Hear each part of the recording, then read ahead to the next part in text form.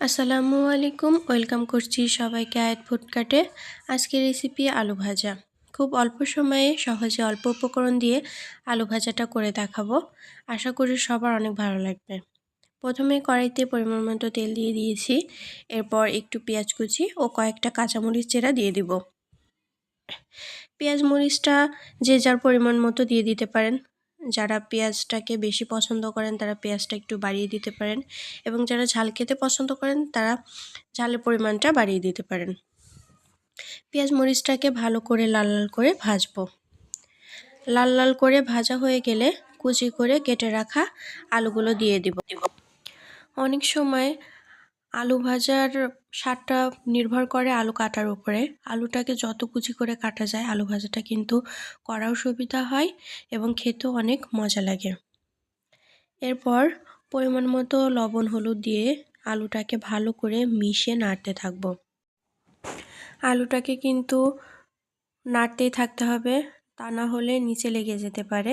যে কোনো ভাজি করার সময় সবসময় চুলার জালটা মিডিয়ামে রেখে সবসময় নাড়তে থাকতে হয়, তা না হলে ভাজিটা কিন্তু নিচে লেগে যেতে পারে।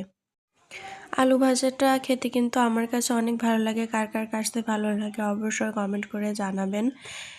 আর গরম ভাতের সাথে বলো, পরোটার সঙ্গে বলো বা রুটি, যে কোনো কিছুর সাথেই কিন্তু আলু ভাজাটা একদম যায়। এখানে তেলের পরিমাণটা একটু কম লাগছিল, এজন্য একটু তেল দিয়ে দিলাম। আসলে যে কোনো ভাজিতে তেলের পরিমাণটা একটু বেশিই লাগে, তা না হলে কড়াইতে লেগে যেতে পারে। আলু ভাজাটা নাড়তে নাড়তে একাই সিদ্ধ হয়ে যাবে, এখানে কোনো এক্সট্রা পানি অ্যাড করা লাগবে না। আলু থেকে যতটুকু পানি বের হবে সেটা দিয়েই কিন্তু সিদ্ধ হয়ে যাবে। তখনই বুঝবো যখন আলু ভাজাটা কড়াইয়ের সাথে লেগে যাবে। দেখুন আমার আলু ভাজাটা কিন্তু কড়াইয়ের সাথে এখন একটু একটু করে লেগে যাচ্ছে, তার মানে সিদ্ধ হয়ে গেছে, কিন্তু এখনও সম্পূর্ণ ভাজা ভাজা হয়নি। যার কারণে এখনও আমি 5 মিনিট নাড়তে থাকবো এভাবে, যতক্ষণ না সুন্দরভাবে ভাজাটা না হচ্ছে। মাটির চুলার যে কোনো রান্নাই কিন্তু বেশি মজা লাগে।